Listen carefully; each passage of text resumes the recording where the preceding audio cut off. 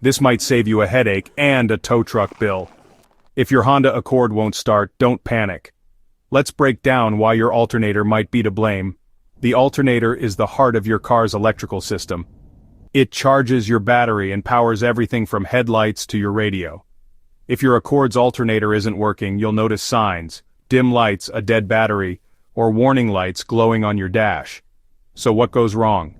Most often it's a worn-out belt, bad wiring, or simply an old alternator. Here's a quick check with the engine running. Use a voltmeter on the battery. You should see 13 to 14.5 volts. Anything less? Your alternator probably isn't charging. If that's the case, don't drive too far. The battery will drain fast and leave you stranded. Before replacing the alternator, check for loose connections or a broken belt. Sometimes a simple fix saves you hundreds.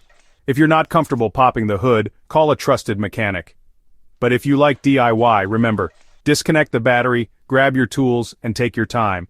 And that's it. Now you know the basics behind a Honda Accord alternator not working. Stay safe and keep your ride running smooth.